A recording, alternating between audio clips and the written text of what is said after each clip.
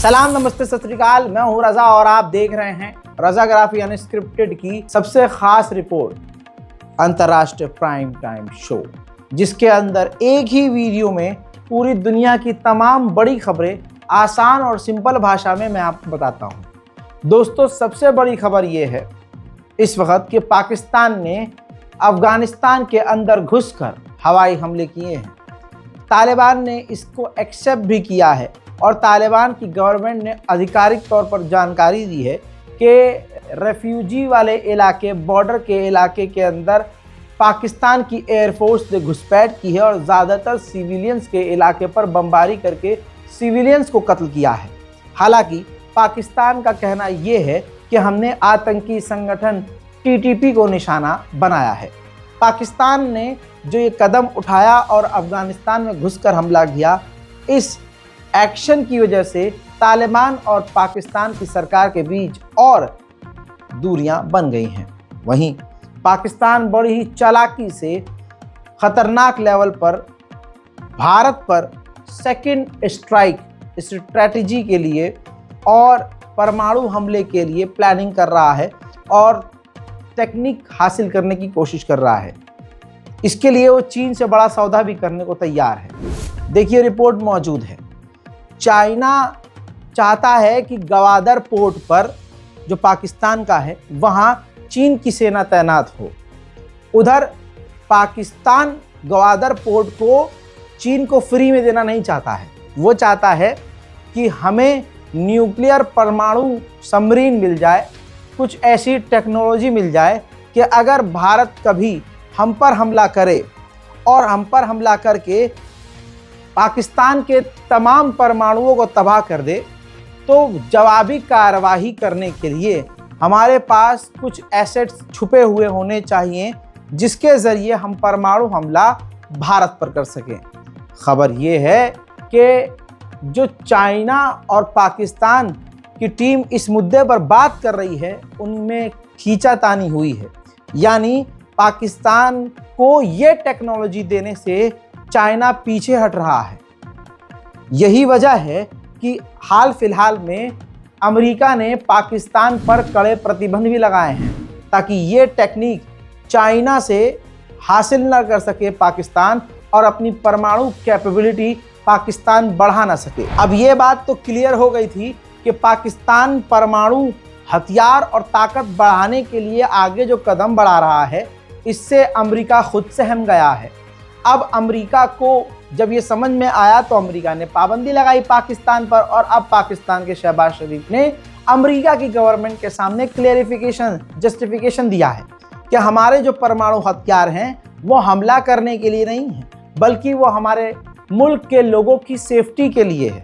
हमारा इरादा कोई भी गलत नहीं है, हम पर लगाई गई पाबंदियां गलत। वहीं पाकिस्तान के अंदर क्या ही न्याय होगा और पाकिस्तान के अंदर क्या ही लोकतंत्र होगा, आप समझ सकते हैं। इमरान खान के सपोर्टर्स, इमरान खान जो पूर्व प्रधानमंत्री हैं पाकिस्तान के, उनके समर्थन में लाखों लोग हैं, लेकिन उनके 25 समर्थकों को 10-10 साल की सज़ा पाकिस्तान की कोर्ट ने सुनाई है।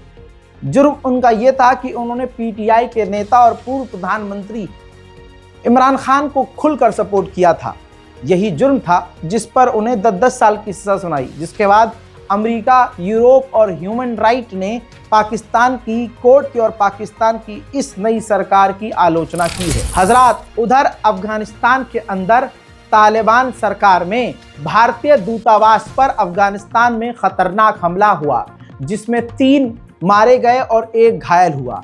लेकिन बड़ी बात यह है कि उस भारतीय दूतावास में काम करने वाले जो लोग मारे गए और जो घायल हैं, वो सब के सब अफगानी हैं, भारतीय कोई नहीं। देखिए, हमारा एक बड़ा ग्रुप है ब्रिक्स, यानी ब्राज़ील, रशिया, इंडिया, चाइना और साउथ अफ्रीका। ये एक बड़ा ग्रुप है नेटो की तरह। अब इसका विस्तार हो रहा है। भले ही इसके मेन मेंबर नहीं ऐड हो रहे हैं नए, लेकिन इसके जैसे सपोर्टर होते हैं ना, जैसे कि इसमें हम मेन मेंबर नहीं लेकिन एज अ गेस्ट मेंबर हो सकते हैं। तो इस लिस्ट में शामिल होने के लिए बहुत सारे देश उत्सुक थे। कई देश चाह रहे थे इसके अंदर शामिल होना, जिसमें रशिया ने 13 नए देशों के एडिशन का जो है प्रावधान किया है, ऐलान किया है कि हाँ 13 देश इसमें हम शामिल कर रहे हैं, जिसमें 9 देशों का नाम जारी कर दिया है, जिसमें Belarus, Bolivia, Indonesia, Kazakhstan, Cuba, Malaysia, Thailand, Uganda, Uzbekistan. ये देश हैं जो अब ब्रिक्स के समझ लीजिए कि छोटे मेंबर होंगे। लेकिन पाकिस्तान बहुत पहले से इस ब्रिक्स में शामिल होने के लिए बेचैन था, लेकिन पाकिस्तान का नाम नहीं आया है। कहा जा रहा है कि वीटो पावर भारत के पास है और भारत ने ही टांग अड़ाई है, जिसकी वजह से ब्रिक्स में रशिया ने पाकिस्तान को शामिल नहीं किया है। उधर श्रीलंका ने एक बार फिर से भारत को झटका देते हुए तमिलनाडु के शहर से ताल्लुक रखने वाले 17 भारतीय मछुआरों को गिरफ्तार कर लिया है। वहीं बांग्लादेश की सरकार जो नई आई है, इसके रहते हुए माइनॉरिटीज, ईसाइयों और हिंदू समुदायों पर लगातार हमले हो रहे हैं। ये सच्चाई है, फैक्ट है, इससे मुंह नहीं फेरा जा सकता। जिस पर खुद अमेरिका के NSA ने फ़ोन पर मोहम्मद यूनुस, जो वहां के टेम्परेरी प्रधानमंत्री हैं बांग्लादेश के, उनसे फ़ोन पर बात की है। उधर शेख हसीना, जो बांग्लादेश की पूर्व प्रधानमंत्री हैं, उन पर 42,600 करोड़ के गबन का भी आरोप है। उधर बांग्लादेश में एक बार फिर से रोहिंग्या के कैंप में आग लग गई। इस आग से जो है कैंप पूरी तरह से तबाह हो गए हैं और 2 लोग झुलस कर मारे गए हैं और सैकड़ों घायल हैं। मेरे दोस्तों, अभी तक इस लिस्ट में ईरान का नाम आ रहा था, लेकिन अब सऊदी अरब का नाम है। इसी साल के अंदर 334 लोगों को सऊदी अरब ने फांसी लगाकर या गर्दन उड़ाकर मौत की सजा सुनाकर मार डाला है। इस रिपोर्ट के आने के बाद पूरी दुनिया में सऊदी अरब के खिलाफ गुस्सा फूट सकता है। उधर मेरे दोस्तों, भारत और चाइना ने अपने रिश्ते सुधारने के तरफ कदम बढ़ाने के बाद अब जापान और चाइना भी नॉर्मलाइजेशन कर रहे हैं। कहा जा रहा है कि जापान के विदेश मंत्री इस वक्त चीन पहुंचने वाले हैं और चाइना और जापान के बीच जो टेंशन है उसको ख़त्म करने की कोशिश की जाएगी। चाइना हमसे सैकड़ों साल आगे है, ये बात हकीकत है।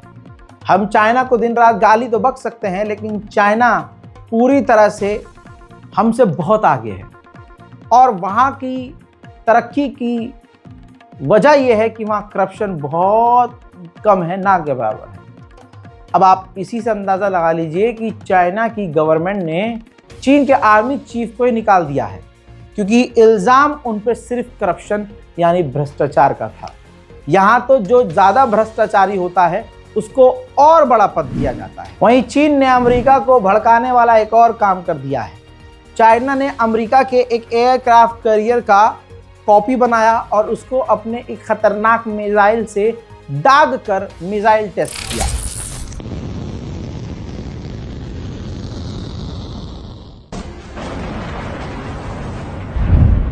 डोनाल्ड ट्रंप सत्ता में आया नहीं है, लेकिन पगला पहले गया है। डोनाल्ड ट्रंप ने सत्ता में आने से पहले कनाडा को धमकी दे दी और पनामा को भी कि भैया दोनों को हमारे साथ मिलकर काम करना चाहिए, और बल्कि मैं तो कह रहा हूं हमसे वापस मिल जाना चाहिए, यानी कनाडा को हमारा एक शहर बन जाना चाहिए। और पनामा के लिए भी ऐसी बात कह दी। अब सत्ता के नशे में, अभी जो सत्ता हासिल भी नहीं हुई है, पावर के नशे में कुछ भी बोल रहा है। मतलब एक मुल्क को कह रहा है कि आप हमारा शहर बन जाओ। इसी तरह से तीसरे देश को भी कह दिया, ग्रीनलैंड को भी धमकी दे दी कि अगर हमारे हिसाब से नहीं चले तो आपको हमारे साथ शामिल हो जाना चाहिए और हमारे हिसाब से चलना चाहिए। यानी एक तरह से इशारा कर दिया कि तुम्हें भी हम अपने में शामिल कर लेंगे। और ये ग्रीनलैंड जो है ये डेनमार्क का ही हिस्सा है, डेनमार्क का एक टुकड़ा है, डेनमार्क का ही एक आइलैंड है। अब डेनमार्क ने जब अमेरिका की तिरछी निगाहें देखी, तुरंत अपना उसने डिफेंस मिलिट्री बजट बढ़ा दिया है। वक्त है अब यूक्रेन और रूस की जानकारियों का। दोस्तों, ये तस्वीर देखिए, रूसी सैनिक के पास नॉर्थ कोरिया की राइफल पहुंची है पहली बार, और वो उन राइफल को काफ़ी भारी, बड़ी अजीबोगरीब और मतलब कंफर्टेबल नहीं बता रहे हैं, और कह रहे हैं कि इसे चलाना जो है काफ़ी अनयूजुअल है, काफ़ी मुश्किल है और इसका वज़न बहुत ज़्यादा है। यानी नॉर्थ कोरिया के सैनिक तो फेल हो ही रहे हैं रशिया के अंदर, और हथियार भी फेल हो रहे हैं। वहीं मेरे दोस्तों, ये तस्वीर देखिए, रूसी इंटेलिजेंस ने एक रूसी व्यक्ति नागरिक को रूस से ही गिरफ्तार किया है। इल्जाम इस पर यह है कि ये रूस में रहकर रूस से गद्दारी कर रहा था और यूक्रेन को रूस की जानकारियां शेयर कर रहा था। वहीं ताजिकिस्तान के राष्ट्रपति व्लादिमीर पुतिन से मिलने के लिए रशिया पहुंचे हैं। ताजिकिस्तान और रशिया के अच्छे संबंध हैं और ताजिकिस्तान का इस वक्त रूस पहुंचना संकेत है कि ताजिकिस्तान इस जंग में भी रूस के साथ खड़ा है। उधर चेचनिया के रमजान कादिरोव ने रूस के सपोर्ट में रूस के लिए एक नई बटालियन भेजी है। तस्वीर आपके सामने है। चेचनिया की अहमद की खतरनाक मिलिट्री वॉलंटियर्स हैं, उनको भेजा गया है जो कि रूस की सेना से खतरनाक बताए जा रहे हैं। कादिरोव की ये सेना कई कमांडरों के साथ रशिया यूक्रेन से लड़ने के लिए पहुंची है। वहीं नेटो ने पूरे यूरोप को डरा दिया है। नेटो के चीफ ने कहा है कि बिना अमेरिका के पूरे यूरोप को रूस से कोई बचा नहीं सकता। यानी नेटो खुद कमजोर है। अगर अमेरिका नेटो का साथ देगा तभी यूरोप को रूस से बचाया जा सकेगा। अब देखिए, बर्तानिया की इंटेलिजेंस ने अपना ही नाड़ा खोला है। दोस्तों, बर्तानिया की इंटेलिजेंस ने खुलासा किया है कि हमारी सेना की जो 1/5 सैनिकों की टुकड़ी है, ज़्यादातर या समझ लीजिए मैक्सिमम लेवल पर जो हमारी जो सेना है, बर्तानिया की जो फौज है, वो लड़ने के काबिल ही नहीं है, वो जंग में उतरने के काबिल ही नहीं है। बर्तानिया की बातें बड़ी बड़ी और बर्तन में है छेद। उधर भारत के अंदर बड़े आतंकी हमले की संभावनाएं बढ़ चुकी हैं। भारत के उत्तर प्रदेश के पीलीभीत में 3 खालिस्तानी आतंकवादियों का कहा गया कि सरकार के आदेश पर यूपी पुलिस ने एनकाउंटर किया, जिसके बाद खालिस्तानी आतंकी संगठन के हेड पन्नू को भड़कता हुआ देखा गया। उसने एक वीडियो जारी किया जिसमें तीनों आतंकवादियों का समर्थन करते हुए उनकी तस्वीर जारी की गई और भारत के प्रधानमंत्री समेत गृह मंत्री समेत योगी जी के खिलाफ कई कड़े और गंदे शब्दों का इस्तेमाल किया गया। जिसके बाद इसने बड़ी जो धमकी दी वो ये कहा कि प्रयागराज में जो महाकुंभ होगा, जो मेला होगा, उसमें हम बदला लेंगे। यानी खालिस्तान आतंकी संगठन ने सीधा सीधा भारत के लिए बड़ी चुनौती सामने रख दी है। वहीं भारत में मोदी सरकार ने मुल्क को पूरी तरह से अंदर से खोखला और बर्बाद कर दिया है। तमाम आतंकवादियों को धार्मिक चोला पहनाकर मार्केट में छोड़ा हुआ है। एक बार फिर से दंगाई बिट्टू बजरंगी ने मुसलमानों के खिलाफ अपमानजनक बातें करते हुए, कुरान पाक की तौहीन करते हुए, सीधे साधे हिंदुओं को वर्गलाते हुए मुसलमानों के खिलाफ हथियार उठाने तक की बात करके हिंसा की बात की है। लेकिन मजाल है, एफआईआर तो हो ही जाएगा, इसमें कोई मसला नहीं है, लेकिन मजाल है कि यूपी पुलिस इन्हें गिरफ्तार करे। सुनिए। ये दिन दूर नहीं, हिंदू राष्ट्र पढ़ रहे पढ़ तो रहे हैं, लेकिन बड़े बड़े राक्षसों से कोई विजय पाने के लिए राम जी को भी युद्ध लड़ना पड़ा था। ऐसे भाइयों, तुम्हारी जो गिनती है बैठे हैं ना, ये 56 सवारी के वंशज है, 1 से समाधान कराओ, तभी गुरु गोविंद सिंह खाओ। मेरे भाइयों, समय निकालो, एक दिन ऐसा समय आएगा तुम पर समय लगेगा तब लोग जाने का। ना तो ये मोबाइल चलेगा, ना तुम्हें पुलिस बचाएगी, ना तुम्हें नेता बचाएंगे। काली का जॉब करेंगे, अपनी रक्षा आप करेंगे, सबको उठाना पड़ेगा, देना पड़ेगा। और हमारी संपत्ति उठाई जाती है, पत्रिकार करो, उन राक्षसों का जवाब दो। अरे कानून काम करेगा, कानून कुछ काम नहीं करता, वो संविधान में बना हुआ संविधान हमारे लिए राक्षसों के लिए, जिहादियों को नहीं है। कब होते संविधान आए पुलिस जब ज्यादा होते हैं 15 मिनट की बात करते हैं। ऐसा क्यों? ये सब गंदी नाली के जिहादी जिनकी मानसिकता पंचक छाप वालों की है, गंदी किताबें, गंदा किले, गंदे स्कूल में पढ़ने वाले मजहबी लोग, उनको हमें जानना पड़ेगा और चल चलाकर भी रक्षा होगी। मेरे भाइयों में पता और धर्मों की भी। उधर इसी तरह से साध्वी प्राची, जो भैंस के पिछवाड़े जैसी माशाल्लाह शक्ल रखती हैं, अपने गंदे मुंह से गंदी ही बात करती हुई एक बार फिर से नजर आई हैं। इन्होंने कहा है कि महाकुंभ में मुसलमानों को दूर रखो, क्योंकि ये वहां पहुंचेंगे तो थूक जिहाद और मूत जिहाद करेंगे। दोस्तों, बात का कोई लॉजिक नहीं है, लेकिन मैं साध्वी प्राची की इस बात से सहमत हूं। भाई, जहां ऐसे गंदे लोग हों वहां मुसलमान का क्या काम? और भाई, हिंदुओं के महाकुंभ में मुसलमान क्या करेगा भाई? ऐसे मुसलमान, मैं तो खुद कह रहा हूं साध्वी प्राची को मेरा फुल सपोर्ट है कि वहां आप तैनात करो, आईडी वाईडी चेक करो, और कोई मुल्ला पहुंच जाए तो उनका पिछवाड़ा लाल करो और भगाओ लात मार के वहां से। और सालों मस्जिद में जाओ, तुम्हें यहाँ का काम? ये नमाज पढ़ नहीं पाते हैं, नमाज पढ़नी नहीं होती इन्हें, लेकिन हिंदुओं के प्रोग्राम में जाएंगे तो पिटो गई। ये कदम मुझे अच्छा लगा। सुनिए।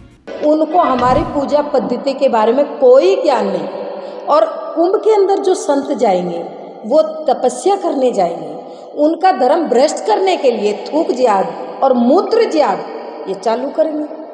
उसके लिए जिम्मेदारी कौन लेगा? इसलिए कुंभ के अंदर नो एंट्री, किसी मुस्लिम की एंट्री नहीं होनी चाहिए। उधर मुसलमानों के खिलाफ 1.5 फुटिया जहर उगलता रहता है। कौन? महाराष्ट्र का नीतीश राणे, वो जो बौड़ा है, 1.5 फुटिया, 1.5 mm की गोली। वो हमेशा से अपमानजनक बातें करता रहता है। ऐसे में किसान ने ही उसकी अकल ठिकाने लगा दी। किया कुछ नहीं, सिर्फ प्यास की माला पहना दी स्टेज पर जाकर। इतनी सी बात पर इतना पिछवाड़े में आग लग गई कि उस किसान को गिरफ्तार करवा लिया गया है। बताइए, बातें इतनी बड़ी बड़ी पेलते हैं ये, और सामने से किसान अगर विरोध कर दे और प्यास की माला पहना दे तो इनको लगता है कि हमारे पिछवाड़े पर ही किसी ने प्यास काट दी। देखिए,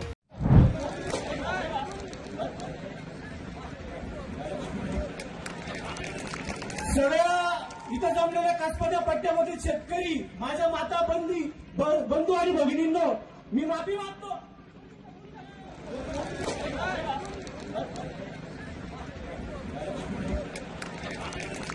सगळ्या इथं जमलेल्या कासपट्या पट्ट्यामधील शेतकरी, माझ्या माता बंधू आणि भगिनींनो, मी माफी मागतो।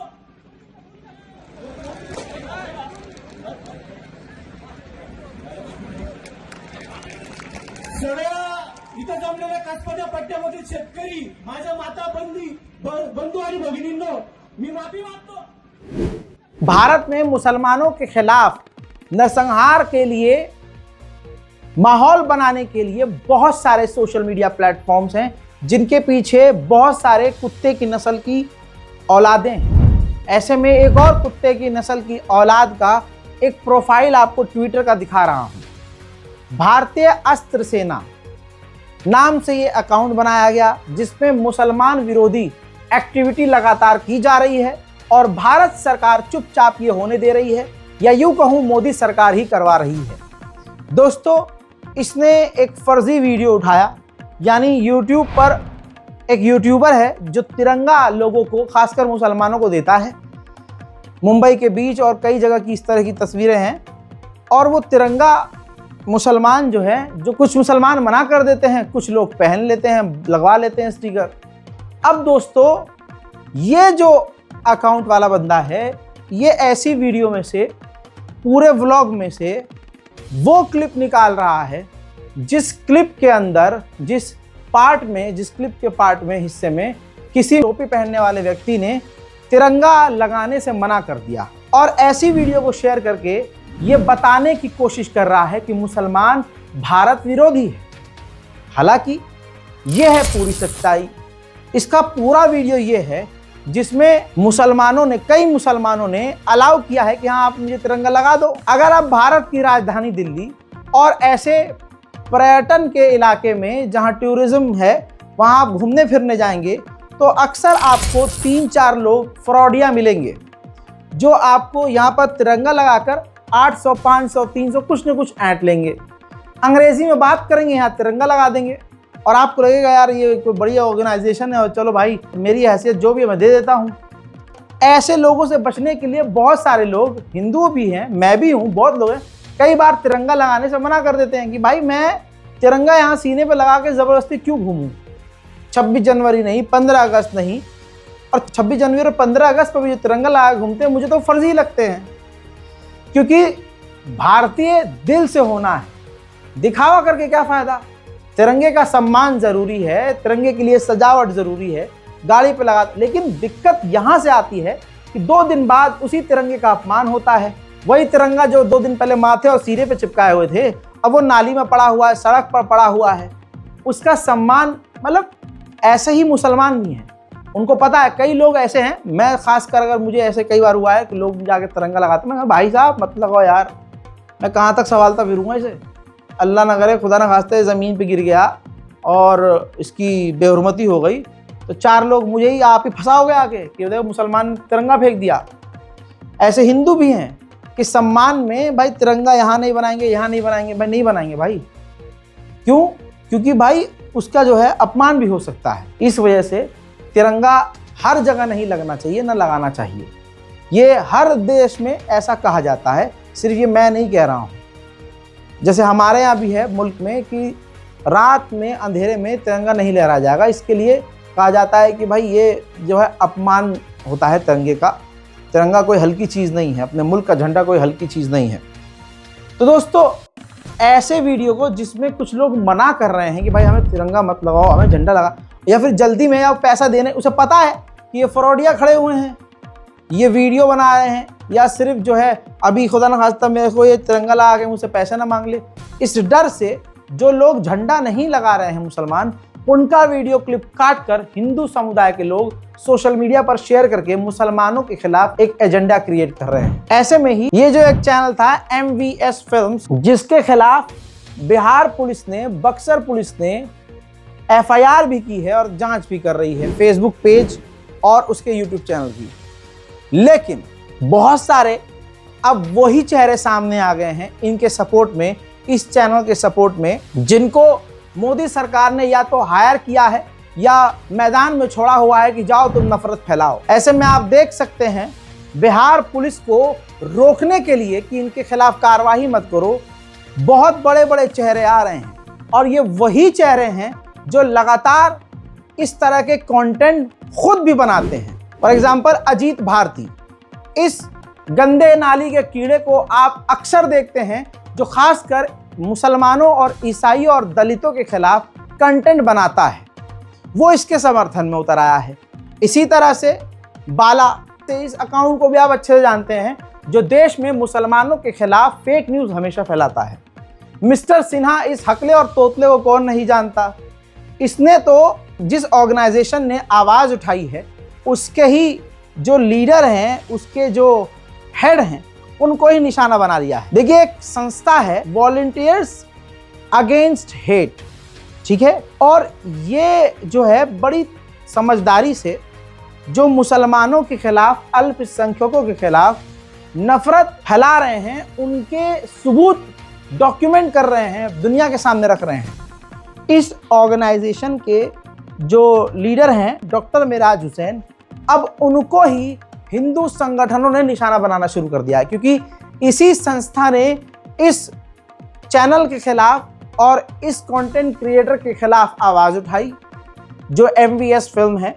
जिस तरह से ये मुसलमानों को निशाना बना रहे हैं, इस पर मजबूती से आवाज़ उठाई, लेकिन इन लोगों को अब वो समझ में नहीं आया, पसंद नहीं आया। अब आप देखिए कि मिस्टर चिन्हा ने, हकले ने वही किया है। डॉक्टर मेराज हुसैन हैं, उनका फोटो लगा है, एक स्क्रीनशॉट पे आप देख सकते हैं, और उनके खिलाफ एजेंडा चला दिया गया है हिंदू गुंडाई संगठन के द्वारा। निशाने पर अब वो आ गए हैं जो उस ऑर्गेनाइजेशन को चलाने वाले हैं। यानी बिहार में ये प्रेशर बनाया जा रहा है बिहार पुलिस पर कि देखो, जो मुसलमानों के खिलाफ कंटेंट बना रहा है उसको गिरफ्तार मत करो, उनके खिलाफ कोई कार्रवाई मत करो, लेकिन जो इस हेट को रोकने के लिए कदम उठा रहा है, जो ऑर्गेनाइजेशन नफरत के खिलाफ बोल रही है, जो इनको नंगा कर रही है, उसके खिलाफ कार्रवाई करो। ऐसे तमाम लोग मुसलमानों के खिलाफ ऐसे जहरीले कंटेंट बनाने वालों के समर्थन में हैं। ये आज भारत का हाल है, इसको हमें समझना होगा और हमें और भी बढ़ चढ़कर आवाज़ उठानी होगी। ये एक ही ऑर्गेनाइजेशन क्यों है, MIM आगे क्यों नहीं आ रहा है, मुस्लिम बड़े बड़े नेता क्यों सामने नहीं आ रहे हैं? इंडिया अलायंस, ये दोगली अलायंस जो है, ये सामने क्यों नहीं आ रही है? क्यों ऐसे मुद्दे पर मुसलमानों को अकेला छोड़ देती है? ऐसा नहीं है कि जो मुश्किल रास्ते पर चलते हैं उनका सम्मान और उनकी इज्जत नहीं है और उनको नाम और शोहरत नहीं मिलता।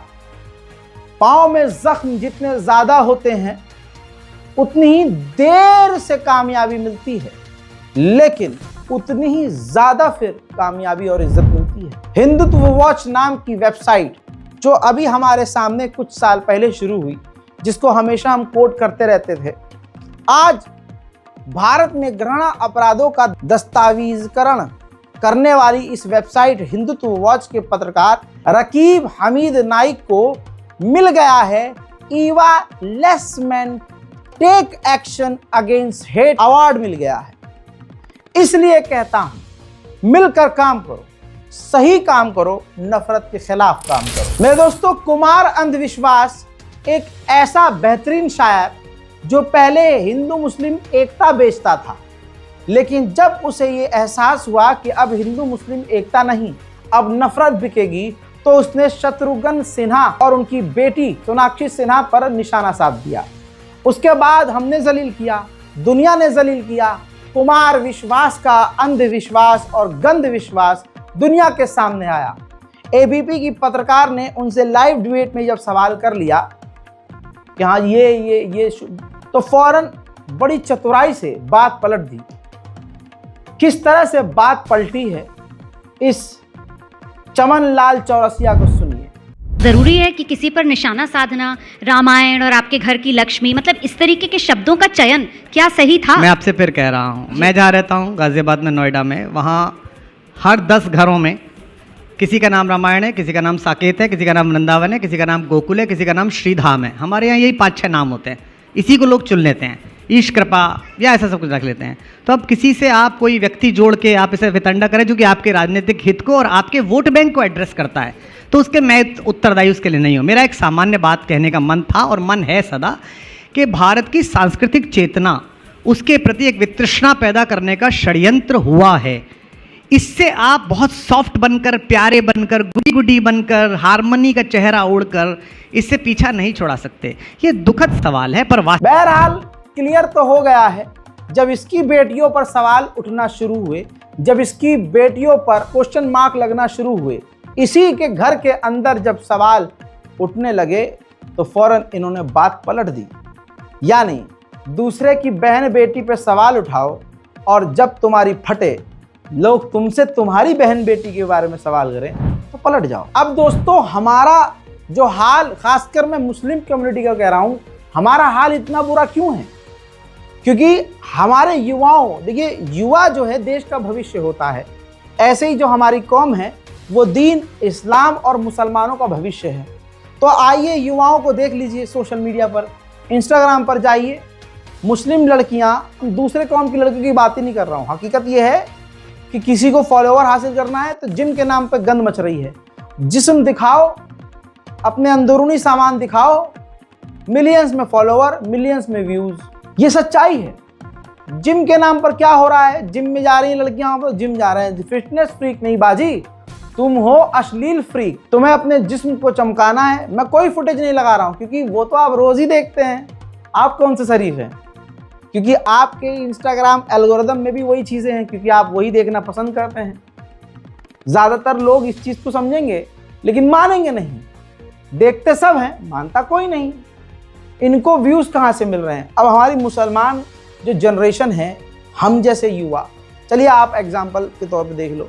आप तो मुझे देख रहे हैं, पसंद भी कर रहे हैं, लेकिन मैक्सिमम 90% जो आज के युवा हैं वो क्या मेरे जैसे, आप जैसे युवाओं को पसंद कर रहे हैं जो अच्छे कंटेंट बना रहे हैं, समाज सुधारने के, अपनी कौम को सुधारने के, देश के हक में बात करने के लिए आगे आ रहे हैं? कोई नहीं देख रहा है इन्हें।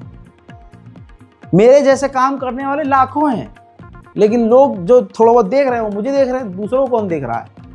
यानी मेरे जैसे और आप जैसे लोगों को आज का हमारा समाज पसंद नहीं कर रहा है। युवा, हमारी उम्र के लड़के लड़कियां मुझे पसंद नहीं करेंगे, लेकिन अगर एक लड़की जिम में जाकर अपने स्तन दिखा रही है या बाबा जी की बूटी दिखा रही है, ठीक है, ग्लूट्स के नाम पर। मेरी मेहनत है, मेरी मेहनत करके अब उतर फुला रही हूँ, ये बातें बोल के दिखा रही है आपको, क्योंकि पॉर्न बैन है। आप यही इंस्टाग्राम पर ही देख के ठंडे हो रहे हैं, लोग भी यही मजा ले रहे हैं, यही चल रहा है इंस्टाग्राम पर। पॉर्न वेबसाइट की ज़रूरत ही नहीं है, सोशल मीडिया अगर आपके हाथ में है। तो कहने का मकसद ये है कि मुसलमान कौम का सबसे बुरा हाल हो रहा है। मुस्लिम लड़कियां भाई कहीं ना कहीं से सॉल्यूशन निकाल लेते। अच्छा, नंगापन नहीं कर सकते, कोई बात नहीं, हम नहीं करेंगे, हम हिजाब पहन के डांस करेंगे। सर पर दुपट्टा रख लिया, नीचे सब खुला हुआ, नाचे जा रही हैं। कुछ लड़कियां इस लेवल पर उतर आई हैं कि कल तक तो वो हिजाब पहनती थी, व्यूज नहीं आते थे, अब वो नंगी जैसे हुई तो सब्सक्राइबर भी आए, फॉलोअर्स भी बढ़े, लाइक्स भी हुए, वायरल भी हो गई, इन्फ्लुएंसर भी बन गई, पैसा भी आने लगा, घर वाले चुप भी हो गए। अब तो पैसा ला रही है बिटिया हमारी, खुद ही दहेज इकट्ठा कर लेगी, खुद ही लड़का भी ढूंढ लेगी, बुड्ढे को टेंशन ही नहीं है, बुड्ढा अपने ही मस्ती में मगन, हमें कुछ कहा, हमारी लड़की तो कामयाब हो गई, ये हो रहा है। और लड़के जो युवा हैं, जो लड़के हैं, वो भी बेचारे सोच रहे जिम में जाके बॉडी फुला लेंगे, लौंडिया पट जाएगी, अच्छा रिश्ता। नहीं नहीं नहीं नहीं, मुन्ना कामयाब होना पड़ेगा। लड़कों, तुम्हारी जिंदगी सच में झंड है, हमें मेहनत करनी पड़ती है कुछ भी चीज़ हासिल करने के लिए, लेकिन लड़के, खासकर लड़के और लड़कियां इस तरह के कंटेंट पसंद नहीं करते हैं जो आप देख रहे हैं। उनको वही पसंद है, जिम वाला, और जो खासकर वो यूट्यूबर जो अपनी बीवियां, शादियां भी क्यों हो रही हैं आजकल भाई, सुहागरात तक का मतलब फोटो शेयर कर दिया जाता है व्लॉग के नाम पर, वरना चुत्तर धोना छोड़कर और सुहागरात में बत्ती बंद होने के बाद वाले सीन को छोड़कर सब दिखाया जा रहा है। पत्नी का फूला हुआ पेट, प्रेगनेंसी, बच्चा निकलते हुए छोड़कर बाकी सब कुछ दिखा दिया जाता है व्लॉग के नाम पर। अपनी बीवियों को दिखाकर, अपने बीवियों के जिस्म को चमकाकर दिखाकर व्यूज और उसकी कमाई खाकर कंटेंट क्रिएटर बने हुए लोगों को देखना आज के लड़के लड़कियों को पसंद है। हम जैसे कंटेंट नहीं पसंद, तो फिर भविष्य क्या है हमारा, हमारा फ्यूचर क्या है कौम का? इनको ये पता नहीं कि मुल्क में क्या हो रहा है। हमारे मुस्लिम, मैं सिर्फ मुस्लिम कम्युनिटी की बात कर रहा हूँ भाई, मैं दूसरों को बाद में आऊँगा, या मैं दूसरों को क्यों जाऊँ भाई, मैं अपना बुरा हाल देख रहा हूँ, मेरे घर में हाल बुरा हो रहा है। हमारी कौम के लड़के लड़कियों को ये नहीं पता कि दिल्ली में क्या हो रहा है और बिहार में क्या हो रहा है और इधर क्या हो रहा है, हमारे मुल्क में क्या हो रहा है, नहीं पता। उनसे कुछ खबर पूछ लो, उनको कुछ नहीं पता। फिलिस्तीन में क्या हो रहा है, गजा में क्या हो रहा है, उनको पता ही नहीं, कुछ कोई अपडेट नहीं है। लेकिन सोफिया अंसारी ने क्या डाला है, फलानी लौंडिया ने, नाम सबका लेना जरूरी नहीं है, उसने आज क्या कौन सी चड्डी पहनी है, वो उसमें उनको इंटरेस्ट है। यह हाल है। अंतर्राष्ट्रीय प्राइम टाइम शो के अंदर नेशनल प्राइम टाइम के तड़के के साथ एक अहम ये रिपोर्ट आपको कैसी लगी, अपनी राय कमेंट में लिखिएगा। मेरी बात अगर किसी को चुप गई हो तो हाथ जोड़ के तो माफ़ी मैं कद्दू भी नहीं मांगूंगा, क्योंकि भाई ये सच्चाई है। बुरा मानते हो तो मानो, नहीं देखना है मत देखो। जो सच्चे हैं उन्हें बात पसंद आएगी, जिनके पिछवाड़े में मेरी बात चुप गई है इसका मतलब तुम वही हो जिनके बारे में बात कर रहा था। जय हिंद।